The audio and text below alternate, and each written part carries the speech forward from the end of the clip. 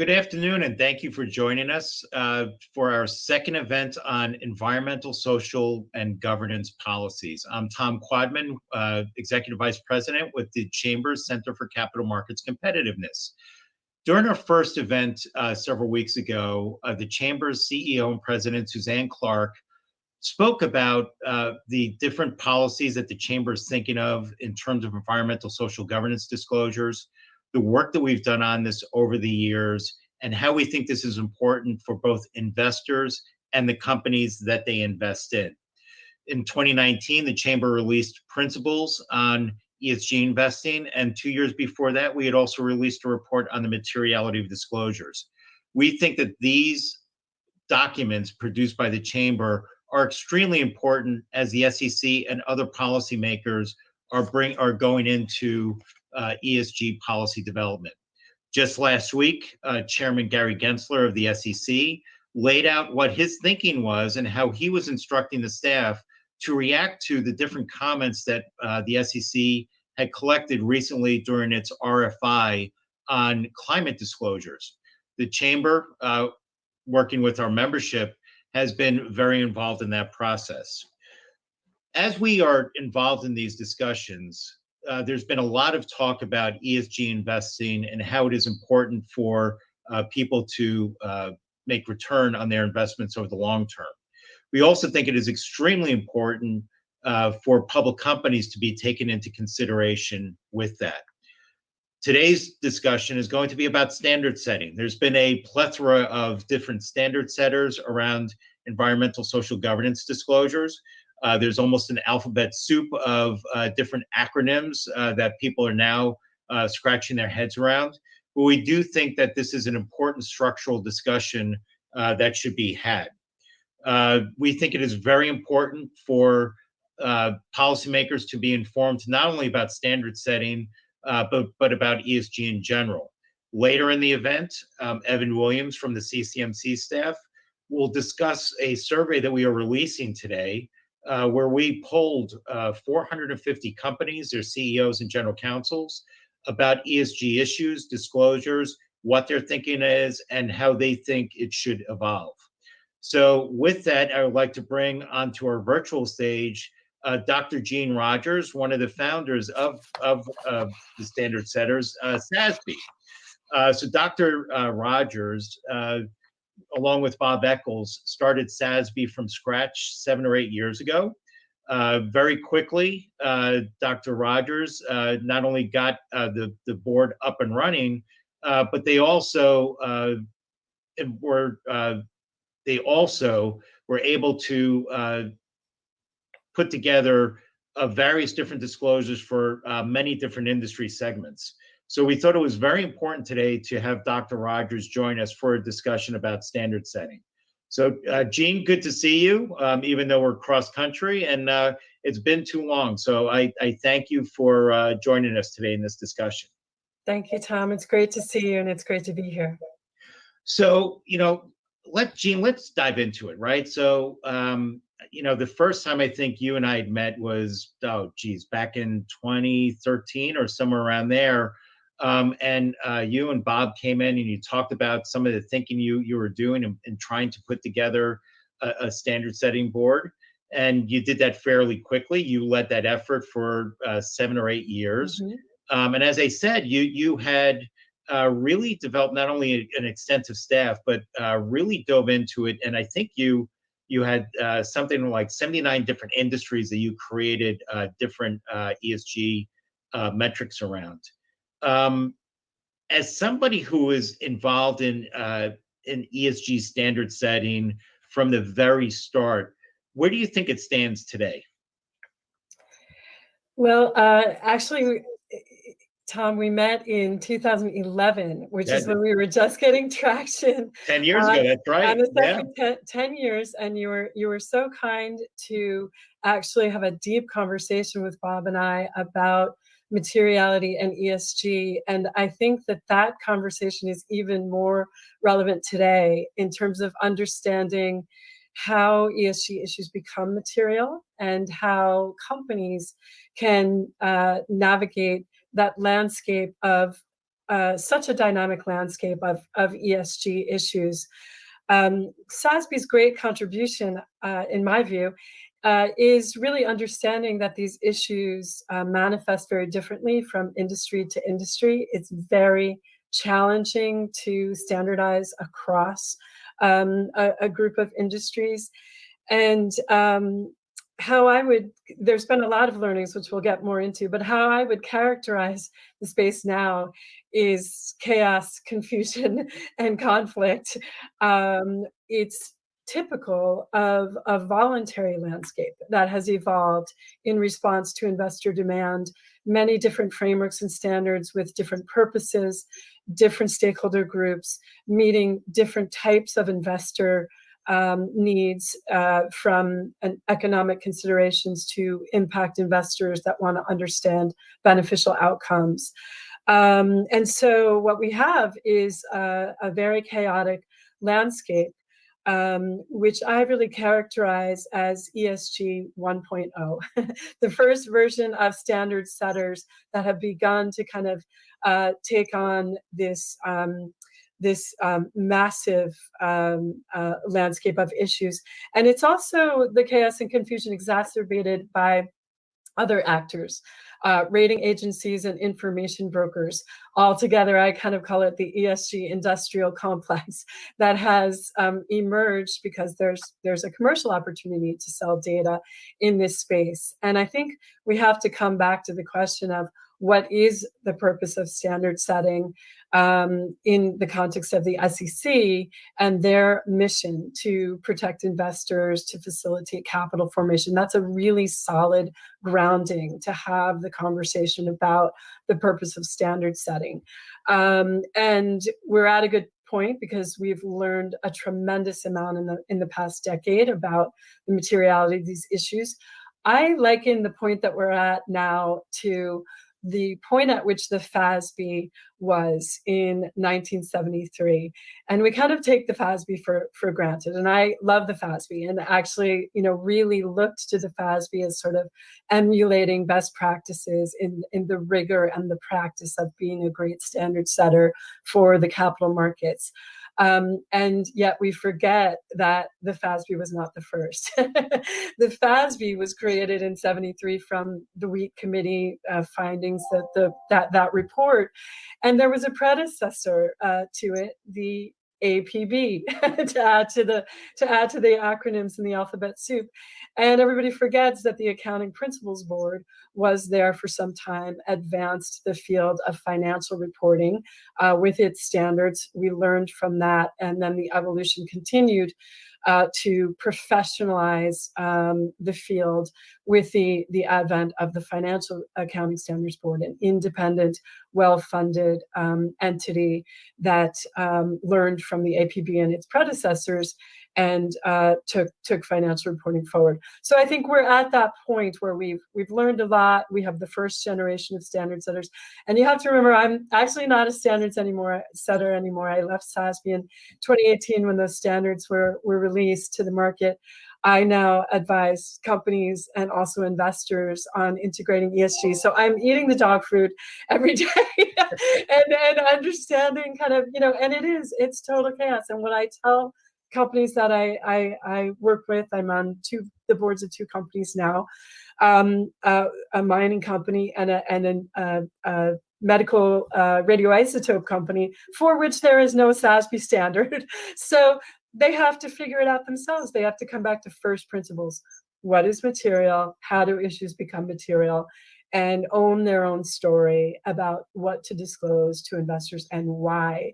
Because when they stand in front of investors, the CEO and CFO, and they have to talk about sustainability, they can't say to investors, how to do it right with these metrics. Oh, we took them from a framework. We have no idea why they are important or what they mean to the business, right? You have to be able to say why it's material, how it drives value, and how you're managing it. So it really comes back to first principles and using this first generation of standards as a guide, not as something that's really set in stone. So, Gene, going back to when we first started our discussions in 2011, right? The state of Yeah, disclosures has changed dramatically. it has. If you take a look at climate, right, which is what many of us are focused on today, the level and the amount of disclosure that is happening has dramatically increased over the course of those 10 years, and that's going to be reflected in the survey results as well. But we also hear from we also one of the data points coming out of that survey too is the companies are saying, look, we know what environment is. Governance is certainly an issue, but the term ESG is a little squishy, right? Yeah. And Commissioner Roisman recently gave a speech too, where he said, yes, materiality is important, but what's missing, right? What is it that investors are missing? Right. Thinking about it in that context, what is it that you think that the SEC needs to come out with in terms of mandated disclosures that are material? And then what are the gaps that need to be addressed there? And then how do you sort of see standard setting maybe playing a role there? Absolutely. You've recognized that the state of the industry is very, very different now than when SASB got started. And what we actually have now is that investors are swimming in a sea of ESG information. There's actually too much information now, if you will, and it's really not due to the standard setters. It's actually due to the market opportunity that the information brokers and the rating agencies have capitalized on to sort of make sense of this landscape, but essentially to meet the investor demand. Let me give you a couple of data points here. Sustainalytics looks at 300 indicators, 1,300 data points. Refinitiv, 450 data points. Arabesque, 150 million data points every day, 250 metrics. MSCI, thousands of data points. S&P CapIQ, 1,000 ESG data points. Bloomberg, 2,000 data points. All of them on the whole universe of publicly listed companies. So this is not no ESG. This is not a situation where there's no ESG information out there. Now, what I can tell you is because we have that sea of information, what we have effectively done is disconnected what gets measured from what gets managed. Now we have what gets measured gets disclosed. It gets reported. And it's not getting managed. Nobody is managing 1,000 ESG data points or issues. And that right there is the problem. Investors don't have clarity. They have a sea of data. They don't have clarity on what is material and what companies are actually managing versus what they are disclosing and reporting out in all of these various different channels. And so that is very confusing for investors, and it's problematic because you are not able to understand what is decision useful, how to make those investment decisions. So to the extent that the SEC can help investors to distinguish through disclosure, or through guidance, or through standard setting, help distinguish and come back to those first principles about what is actually material. That is consistent with the SEC's mission of protecting investors, facilitating capital formation, and that helps to get us to clarity. And so, there is a lot going on now in this space. Those ratings agencies and information brokers are not doing this by hand. AI has had a tremendous impact on the ESG space, artificial intelligence, to be able to go out and scrape all this information and serve it up as a structured data set across thousands of data points and thousands of companies. That is done with the help of AI. I think AI can help to actually bring clarity to this space. I actually work with a little company now that is in the AI space, Amenity Analytics. They are developing algorithms to look at the difference between what is said in an SEC filing or an earnings call to investors versus what is said everywhere else out in third parties, media, sustainability reports, on the theory that the truth really is in the disclosures to investors and what companies are saying there. And so if we come back to that, it's a regulated environment. It matters what you say. There are implications, and there's a presumption of materiality when you're making those investor communications. That's where you should be able to find some semblance of, the truth of investable information. So I think we have to, I am a huge advocate of ESG. I've dedicated my career to sustainability and advancing this field. But I think that the speech that Commissioner Heron-Lee gave, where she essentially said, it doesn't matter if it's material, the SEC can promulgate do rulemaking and promulgate regulations. I think that set the profession back 2 decades because we have spent 20 years trying to understand how these issues are material and how to talk about them to investors. And to say it doesn't matter if they are material, I think is problematic, because then you're now saying, there's no distinction between the noise and the immaterial information that's out there and what is material to investor. And I think that's the most valuable and wonderful thing about the U.S. capital markets, is that it is based on that principle. And it's a really slippery slope to say that it doesn't matter. We've learned a lot, and it does matter. Well, Jean, let me drill down into that a little bit, because I think any conversation you and I have had over the last 10 years, materiality is always a part of that discussion. My favorite subject. But, with that, you used, to some degree, as you said, right, you used FASB as a model, right, for SASB. Yep. If I'm also hearing you correctly, you're saying, hey, there's a lot of noise out there. So let's sort of, the SEC should play its traditional role in terms of blocking out the noise. Let's take the information that's material, right, for an investor to understand what they should be investing in, not investing in, maybe what they should be, deciding how to vote in shareholder proposals and all that. So that model should be used, even though what is material may change. So was that an underpinning for how you thought that SASB should be looking at this? And is that how you think this should evolve moving forward? So, and this is where it gets really complicated, Tom. And this is the important learning of the past decade, of my own learning of being really deeply immersed in these issues and thinking that the FASB, was really onto something in terms of rigorous, expert-led financial reporting, standard setting for the capital markets. The FASB model is fantastic when it comes to information that does not change quickly, information that's enduring, that investors need over the long term, and that you can, get trend lines on and really benchmark on. What we learned at SASB is, yes, some issues endure, but it's a very, very dynamic space, and it is virtually impossible to keep up with the emerging general ESG issues that come to the fore every time, often because of stakeholder priorities, sometimes because of changing regulation, because of innovation, because of new science, technology.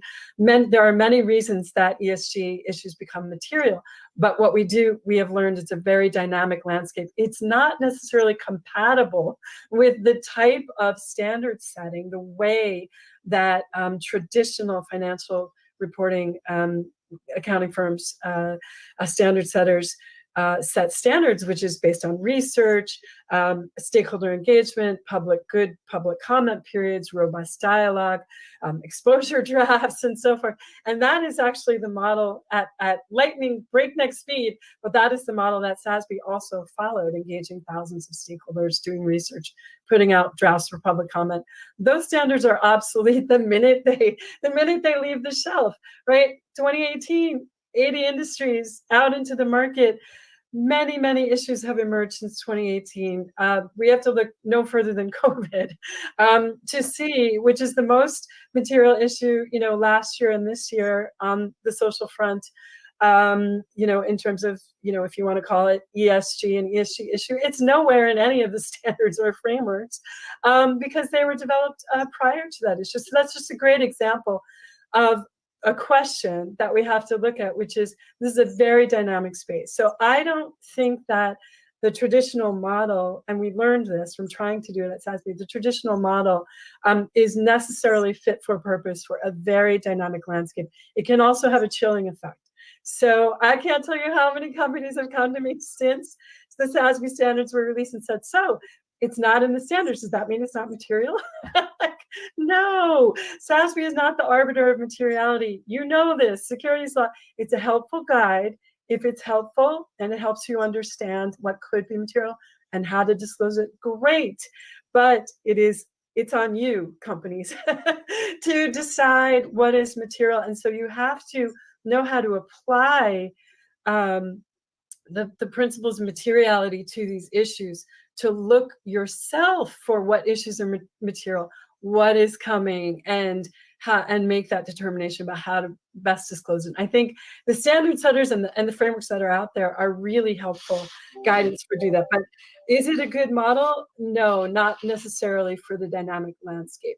Now, I can talk just for 1 minute about climate, because I think there's a different situation with climate, which is one of those enduring long-term, very long-term issues that we're just starting to get a handle on. It's systemic. It affects every sector, yet differently. Every company is exposed, yet is managing it differently. And I think that is an issue that the SEC should focus on, again, to support its mission of protecting investors.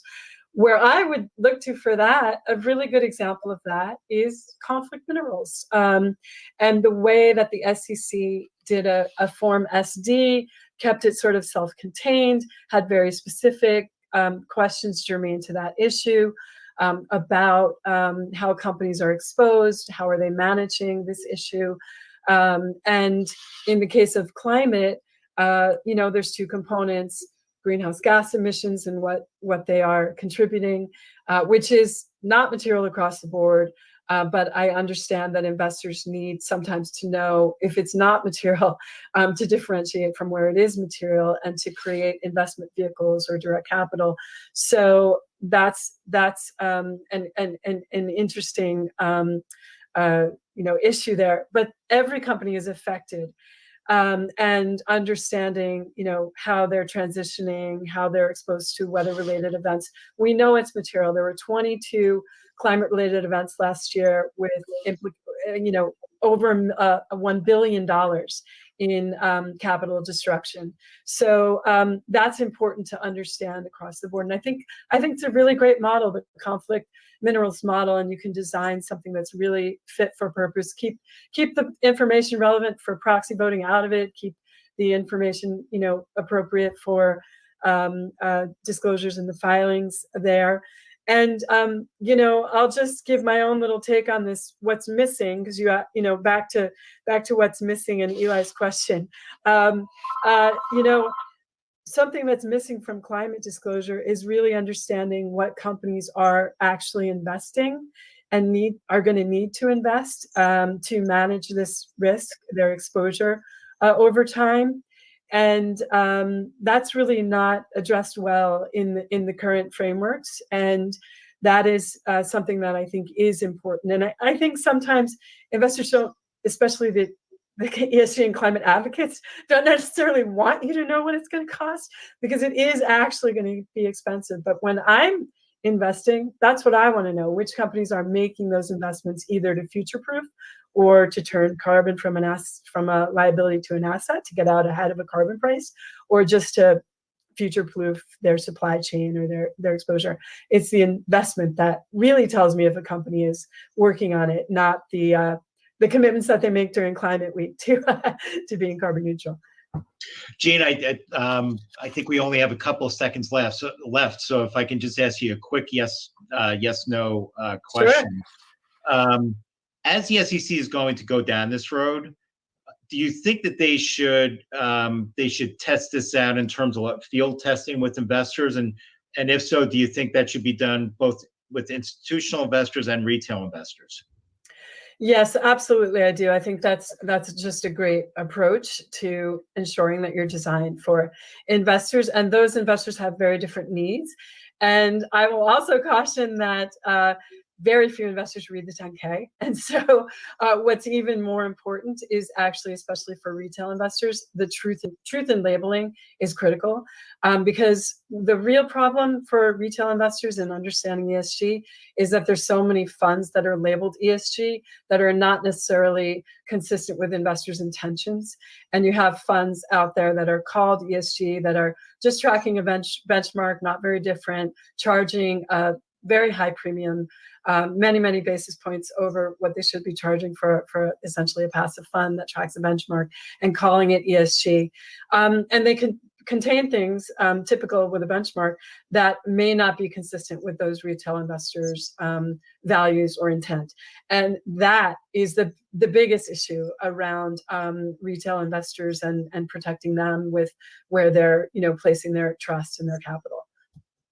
Well, great, Jean. Thank you very much. I really do appreciate it. And something tells me that you and I are going to be talking about materiality more in the future as well. So come on over for Thanksgiving. This is our topic around the dinner table. Thanksgiving in California doesn't sound too bad. Okay. Good. Well, I am now going to turn over our program to Evan Williams, our ESG guru, to talk about the survey that we're releasing today. And then we're going to have a conversation with Bob Posen and Granville Martin to talk about standard setters and what they're doing now. So, Evan, take it away. Thanks, Tom.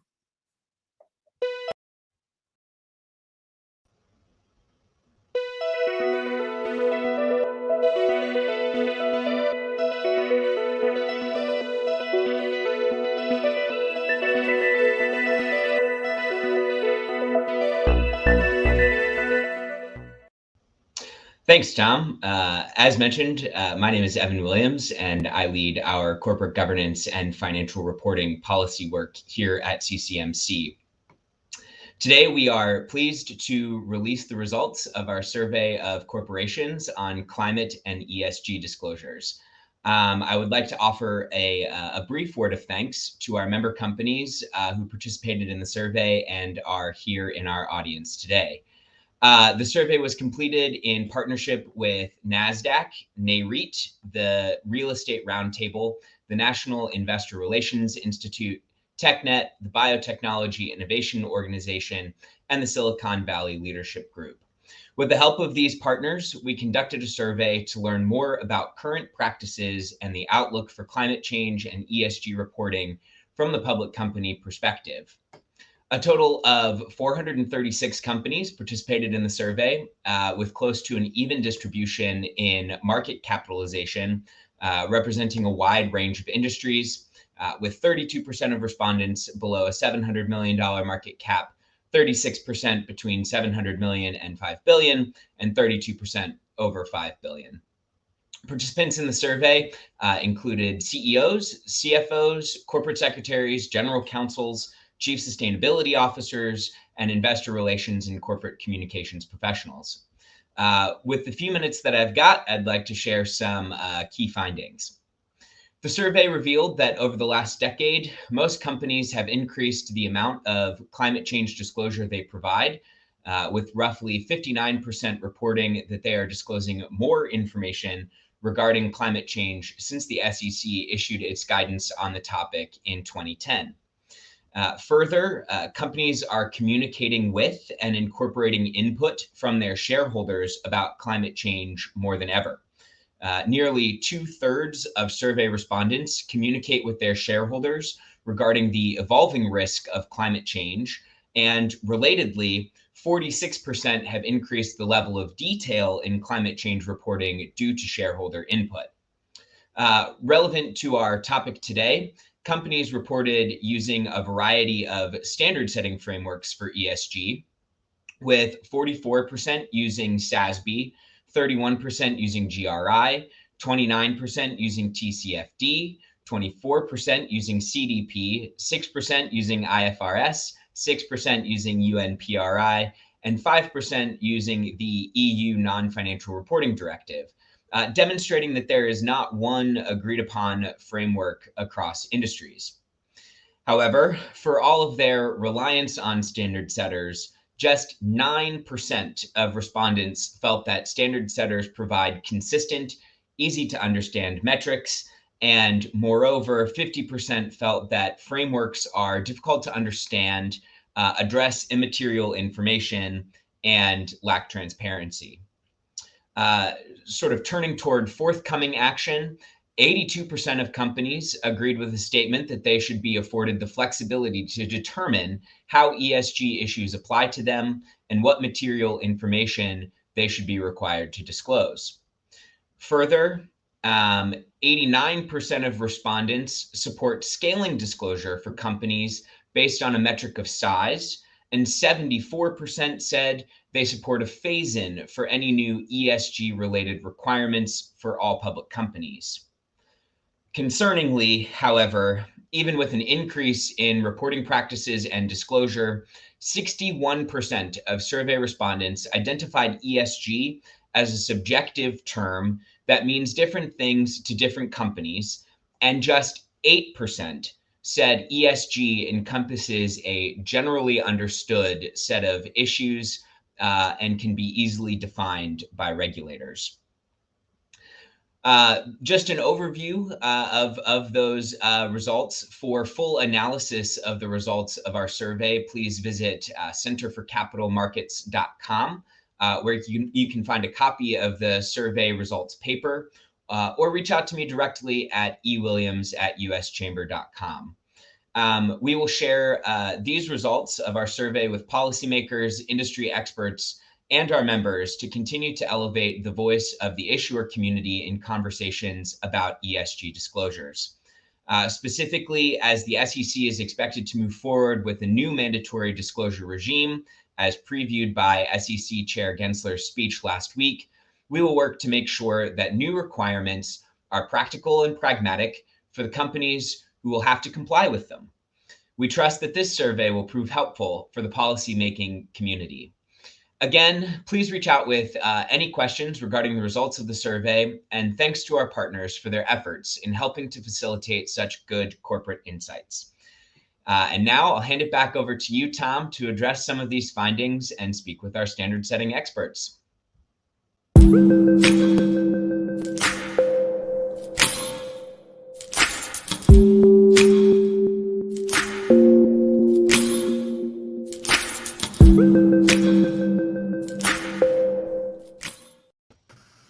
Evan, thank you so much for sharing those important insights from that survey. I'm sure there's going to be more to come from that. I'd like to invite Bob Posen and Granville Martin to join us on the virtual stage to give us a perspective of the standard setters in these important ESG discussions. Bob Posen is a senior lecturer at the MIT Sloan School of Management and a trustee of the International Financial Reporting Standards Foundation, where he's assisting in thinking through the IFRS's work on building a Sustainable Standards Board, or SSB. In full disclosure, Bob is also a dear friend of the Chamber. He was part of the Capital Markets Commission that started the CCMC.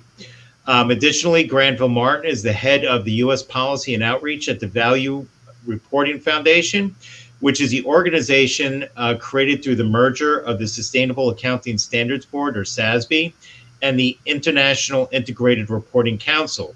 We're looking forward to hearing from such important experts today. Bob and Granville, welcome. We've asked you both to maybe take a few minutes to talk about what each of your groups are thinking. So, Bob, why don't we start with you, and then Granville, we can turn it over to you. Great, Tom. Thank you for having me. And I should mention that also I come from the investment industry, full disclosure. I was president of Fidelity Investments and chairman of MFS Investment Management. So I do have an investor's perspective. As you've heard, there are many companies that are trying to make and are making disclosures about ESG, but as many people have noted, it's a squishy term and people aren't really sure of what its definition is. So in response, the IFRS Foundation is trying to take the lead and establish a new international sustainability board. the IFRS Foundation already is the parent of the IAB, another acronym, the International Accounting Board. So it's well positioned to do this. And it's announced that it's going to start this board by the end of this year, and that the board will issue what I see as uniform core standards for ESG.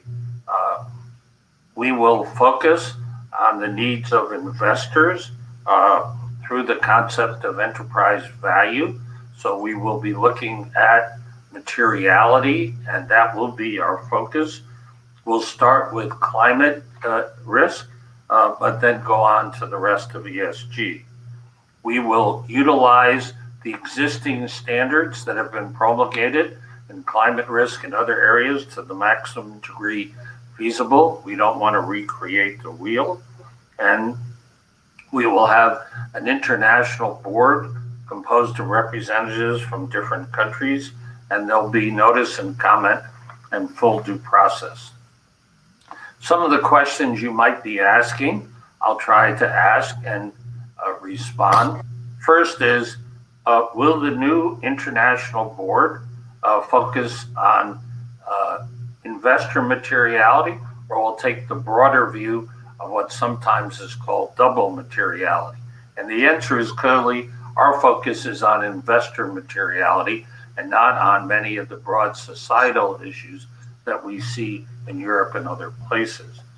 The second question is, if the US participates in this board, will the SEC be automatically bound by the standards that the board issues? The answer is no. The SEC will have to go through its own rulemaking process, and as part of that, it may choose to modify some of the standards that the new board issues, and it will take comment from the public as it goes through its rulemaking process. Third of all, how will the new board relate to what's now called the Value Foundation and its industry standards? Again, we're going to try to adopt and utilize those industry standards that are already there to the extent feasible. A fourth question is, where might these standards, reporting standards, be located in terms of disclosure documents? Personally, I believe that this would be appropriate for the MD&A, and I think so because it's more like forward-looking information. A fifth question is, where will the board be located?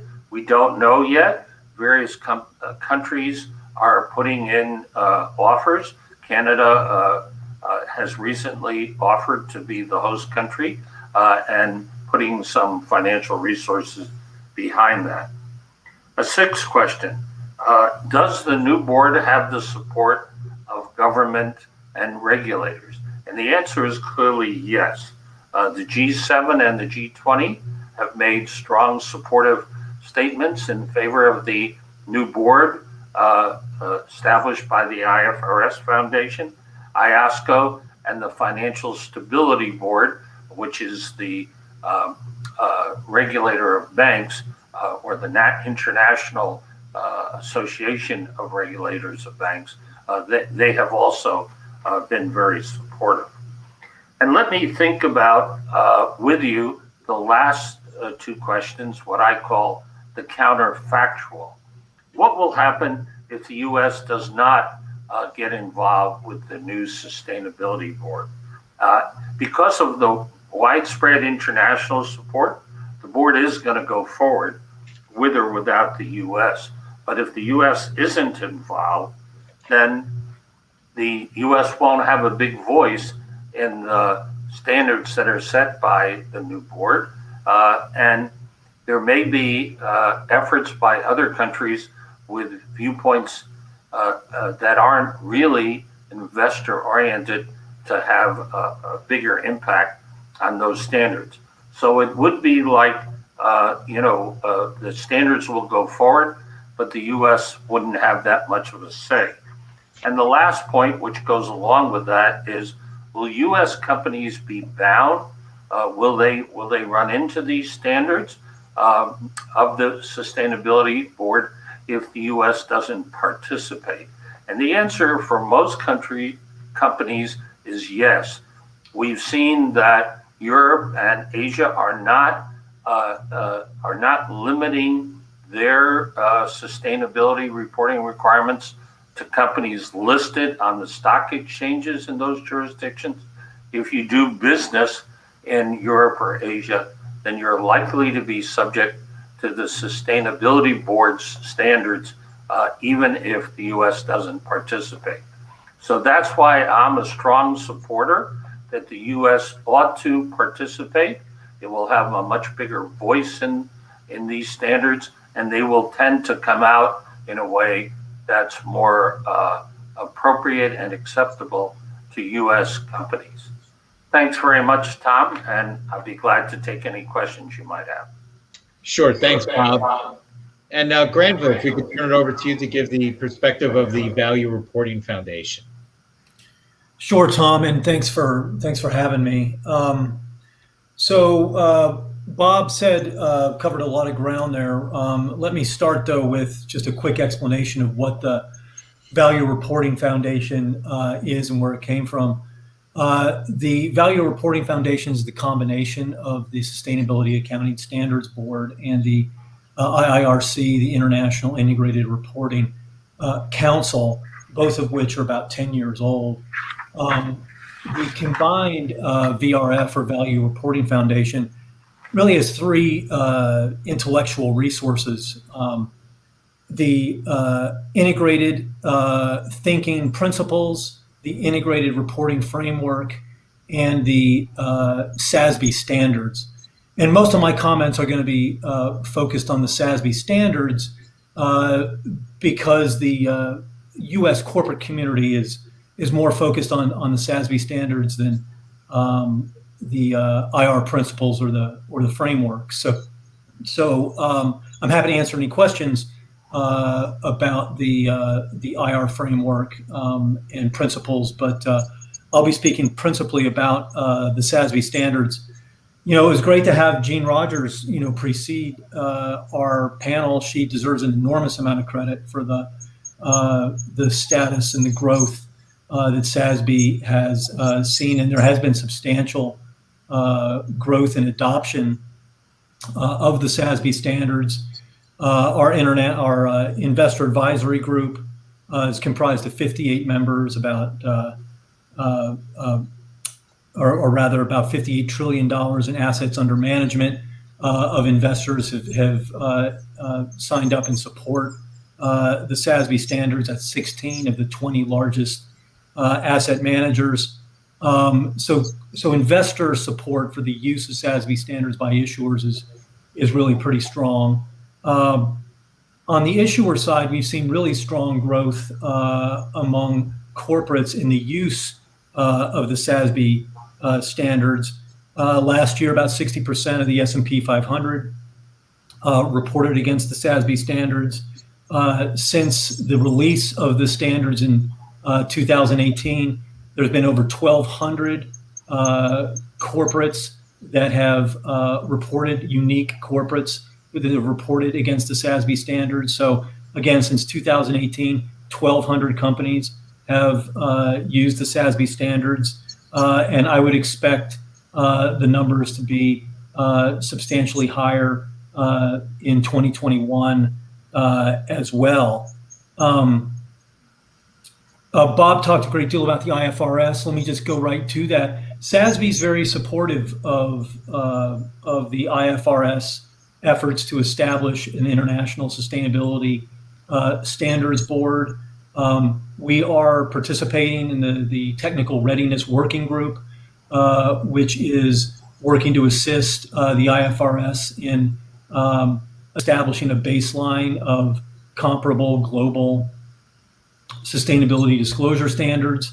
SASB is open to an institutional relationship some form with the IFRS, and we really do believe that the IFRS is the right vehicle to establish legitimacy for sustainability disclosure standards around the world, just as the IFRS did with financial reporting standards. And Gene talked in some detail about the development of financial reporting.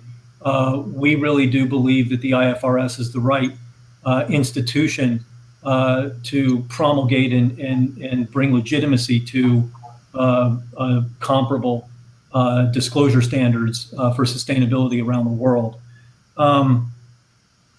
There's more going on in sustainability standards in the last 8 months than the previous 8 years. There's been mention of what's happening in the European Union.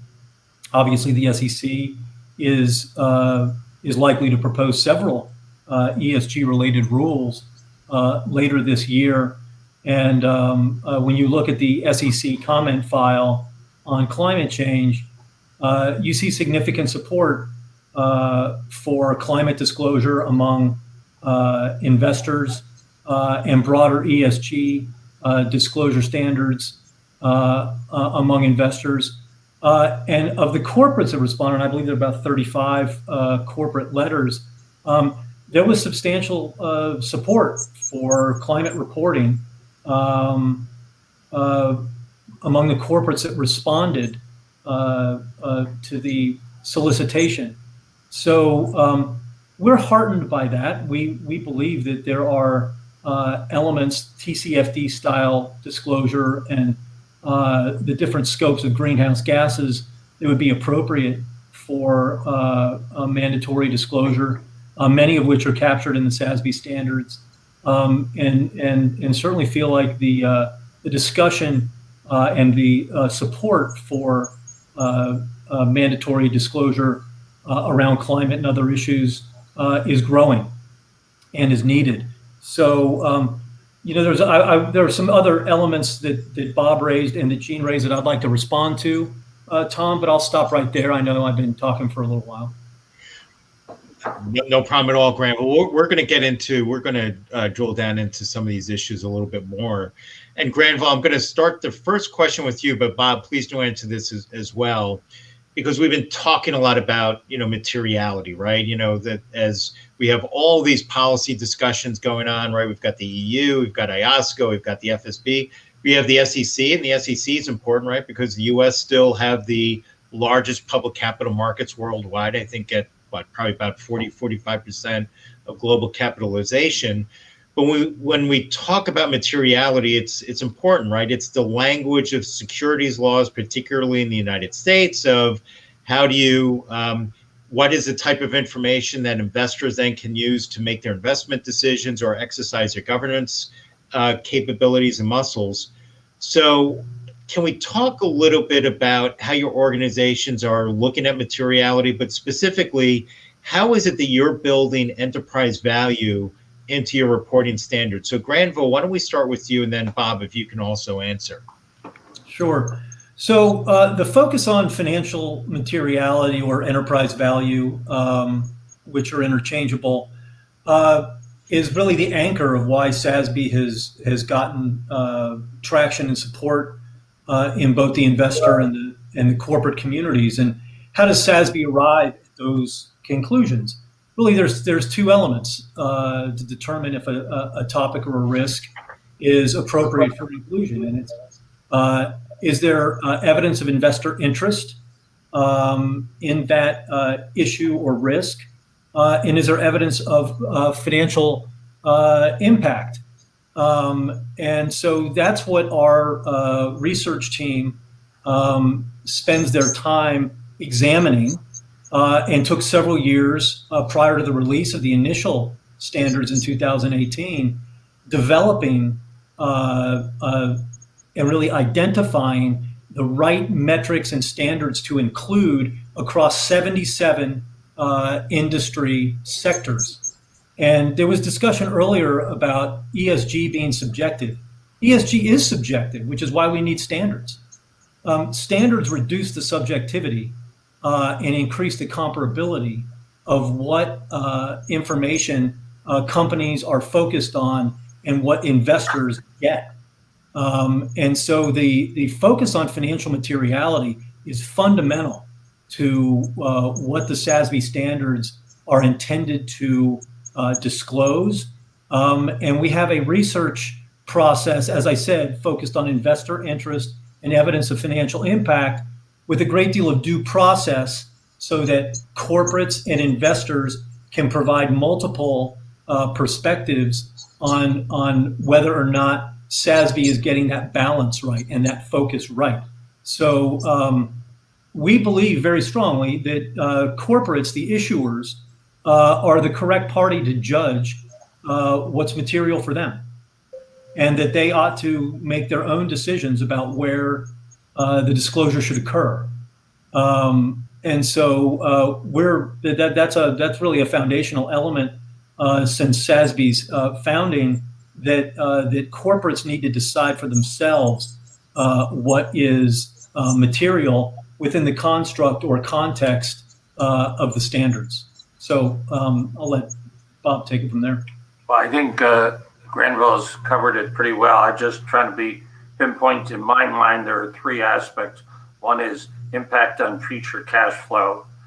Second is what Gene mentioned, the investments required to meet the ESG standards. And third of all, the risk involved, the risk to the company, the risk to its business plan. So I think those are the three elements that we need to cover in these ESG standards. So Bob, if I can give the next question to you, right? So IFRS, right, through its trying to create the SSB, is attempting to create international, an international ESG standard, right? That we've got comparability and comparability of information. If we were to go back, right, 13, 14 years, you were the head of the CIPHER committee, right, with the SEC, which was designed to help improve financial reporting, but really improve financial reporting as we were going to go through or attempting to go through a convergence of accounting standards, which was something that the chamber supported very strongly. We didn't quite get to the convergence of international accounting standards. So how is it that you think the SSB is going to be successful where we were not able to do so with financial reporting? Well, I think the situation is very different. In traditional accounting, we had a very strong group of a board and a strong set of standards for GAAP accounting. At the same time, we had a very well-defined and well-developed international set of standards. Here, we really have, as people have said, we're at 1.0. We have if anything, a confused and multiple set of standards. So I think it's very different when you're trying to displace. You have two strong, well thought out systems. Very hard to get them to agree to change. But here we're dealing with tabula rasa pretty much. We don't have any real clear standards. Europe is moving very quickly ahead, but I think the U.S. now under Chairman Gensler is going to move. And I think the other thing is we have very strong support from the governments, including very strong statements from the G7, from the G20, IASCO, the Financial Stability Board.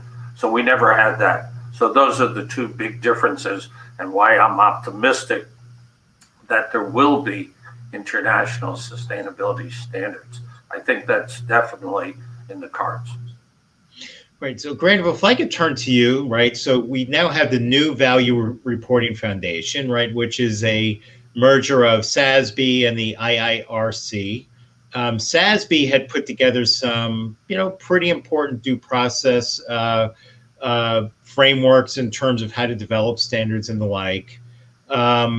And, the IIRC was looking towards trying to come up with one financial report. Can you share a little bit about what the thinking is behind the merger of the two organizations And what is it that the Value Reporting Foundation is going to provide that SASB or the IIRC on its own could not provide? Sure. So I think these are the principles, framework, and the standards. They really are complementary. The principles, the integrated thinking principles, are intended to help senior management and boards understand the drivers, the E&S drivers of their business, and they're not, and they shouldn't be confused with the standards, which are focused on the items and risks that are material to investors and that are intended to provide decision useful information to investors. So at a high level, the integrated thinking principles really are intended for board and senior management use. And then you have the integrated reporting framework, which really is intended to help companies think through how to disclose material risks in the context of an integrated report, which is much more common outside of the U.S. And so the combination of the IIRC and the SASB, because of both the different parts of the different focuses on different elements of the company value chain, are A, complementary, B, the adoption and support for the integrated thinking principles and integrated reporting framework has been substantial in Europe and in Japan and other non-U.S. markets. And SASB's also had support in both of those markets as well. But by combining these two organizations, you end up with a portfolio of tools that companies can use to guide their entire sustainability journey and disclosure efforts and disclosure strategy or sustainability strategy efforts. And you get a global organization, different networks. And so the complementary nature of the networks that both SASB and the IRC had developed is really very powerful. So we're extremely optimistic that that this merger meets a lot of the demands for greater rationality and a consolidation. Gene was talking about the chaos and the confusion. That was a significant motivator of the merger, trying to consolidate where the environment allows it, similar and complementary frameworks to really reduce the variability and the balkanization of a system that a lot of corporates are groaning under. You know, we all hear it: disclosure fatigue, confusion. And so the merger is in significant part driven to try to address that. And we think it does so in both a complementary way that's both intellectual and based on networks. So last week, Chairman Gensler gave a speech. And, it was, people have been, parsing through that speech, but, get a better understanding of where the SEC is going on ESG. And then Chairman Gensler tried to lay out a little bit of a roadmap as to what some of the actions are that the SEC may be taking with ESG reporting in the future. And one of the things that the chairman said, I'm going to paraphrase this, is he said, well, the SEC is going to continue to be, the final arbiter as to what standards are going to be for ESG reporting. However, that the SEC would be heavily influenced by, or he would hope that the SEC would be heavily influenced by other standard setters. So, Bob, if we could start with you and then Granville, how is it that you see that, how is it that the SEC is going to be influenced by the work that you were all doing? In December last year, John Coates and I published an article about what should be the key initiatives for the new SEC chair. John's now the general counsel of the SEC. He's a distinguished Harvard Law professor. And we urge the SEC to rely to the maximum extent possible on existing standards. So as Granville has said, the Value Foundation has done a great job in first, as SASB, promulgating these industry standards, and now consolidating these two organizations.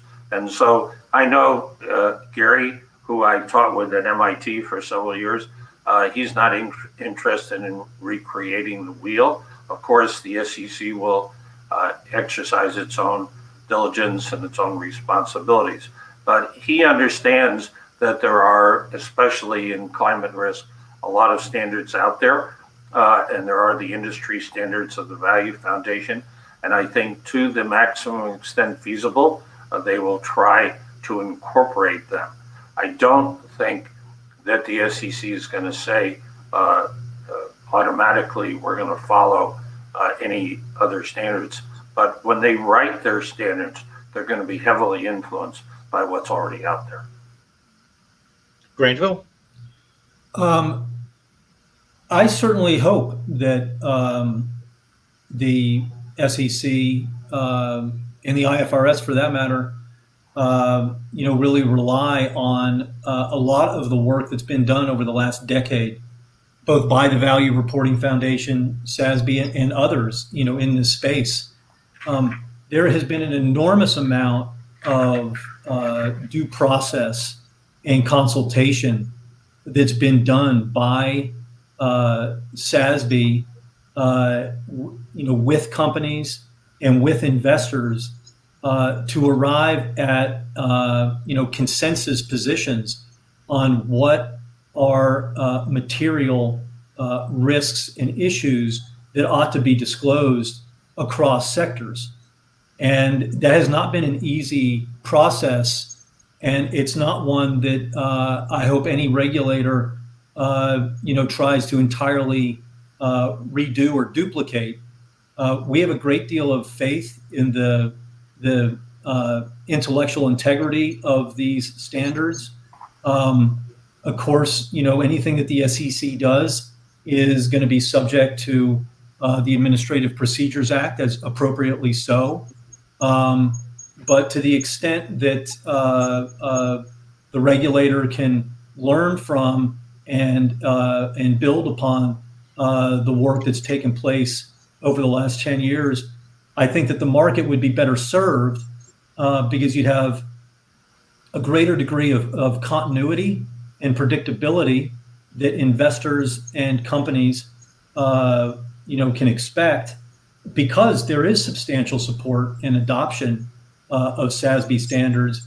And we're a regulator to more or less, as Bob said, approach this from a tabula rasa perspective. I think you really reduce the continuity and predictability that the market can expect. So reliance to some degree on what the third-party standard setters have been doing and working on for a period of years, I think is really the right answer for certainly the first steps that the SEC and any other regulator would be taking to mandate sustainability disclosure. So I know we're running a little long, but there's one last question I want to ask both of you, and it's going to be a two-part question because I think this is something that is very important for our audience, and it touches on I think some of the concerns that were also raised in the survey. So traditionally, right, financial reporting, corporate disclosures are backwards looking, right? We're looking at existing data that you can look at, verify, et cetera. But when we start to look at scope 3 emissions data, we're looking into the future. We could be looking far out into the future where there's less reliability, less ability to have certainty around that data. And more importantly, we're also talking about where policies or technologies that are going to impact those emissions aren't even in place yet. So the two questions are, how do you both look at scope 3, one in the context of liability, right? Should companies be held liable for such future looking data? And then secondly, do you think that Scope 3 data should also be disclosed by private companies who do not access the public capital market? So, Bob, if I could ask you to answer that. Yeah, well, let me take the second part. Yeah. I think the SEC is very not likely to impose any such requirement on private companies. I think the SEC will take this step by step, and public companies have been their traditional purview. So I really doubt whether that's going to happen for private companies. And second of all, on the question of liability, I think that's a very controversial question. Personally, I believe that if information is forward-looking, the SEC already has a safe harbor for forward-looking information, which seems to work pretty well. So to the extent that the Scope 3 emissions are forward-looking, I would hope that they would be covered by the well-developed rules for forward-looking, under the forward-looking safe harbor. Granville?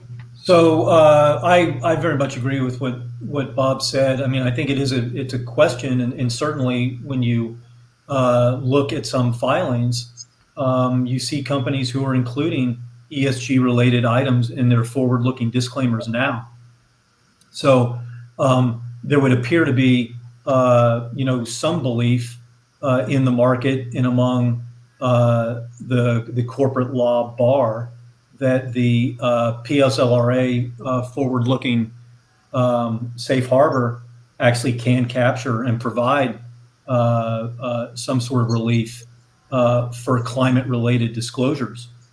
Now, whether or not the SEC needs to somehow refine that or somehow, strengthen it in terms of, the perception of its accessibility, we're certainly supportive of that, and we'll see what the SEC does. But on a personal level, I certainly understand the fairness argument about exposing companies to greater litigation risk, with some kind of, what would be new type of reporting, and don't think it's particularly helpful to the effort to provide the market meaningful, useful information with respect to climate change. So completely understand why companies are focused on it and think that it makes sound policy sense for the SEC to consider it. Scope 3 is complicated stuff. There's a reason why the SASB standards are industry specific. Scope 3 is a perfect example of why you need industry specific standards. How to understand the Scope 3 emissions from an extractive company to a retail or an apparel company, to a tech company are vastly different exercises, and are complex. The question of how much due diligence companies have to do, the reality would be in supply chain for smaller companies that a lot of companies would be relying on their consultants in a way that they probably don't fully or as extremely rely on them in other kinds of reporting. But whether or not there should be some consideration given to limiting liability with respect to information that's provided by a third party, those are good questions. But this is a difficult area that the SEC's going to have to grapple with. But I think there's little doubt, though, that investors think that in the main, more than in the main, if you look at the SEC comment file, that Scope 3 disclosures are important to them. And so the SEC does have quite a task balancing what investors are saying on the one hand and the concerns that companies have on the other. Well, Granville, Bob, I greatly appreciate you being able to join us today. As I said to Jean, I would expect that we're going to be talking a lot more in the future, and hope that you can provide us with the benefit of your expertise as we continue to have discussions around ESG. So thank you again. In closing, I would also like to thank the partners for our survey. Specifically, I'd like to thank NASDAQ, NAREIT, BIO, the Real Estate Roundtable, the Silicon Valley Leadership Group, and TechNet. This survey was extremely important data that we will make sure to provide with policymakers, which will be very important. I'd also like to thank Evan Williams for his work and dedication on these very issues. As we've talked about today and in our previous event, there is a very complex and there's an enormity to the ESG work that is ongoing. We expect to have a very busy fall with some expected action by the SEC and others. So we look forward to continuing this discussion with you to help educate you and also to help to inform the business community of these developments and what we should be doing to ensure that these efforts end up in the right place. So look forward to keep your eyes out for our next event, which will be after Labor Day. So please enjoy the summer and look forward to discussing these issues with you all collectively and individually. Thank you and have a good afternoon. Thank you so much.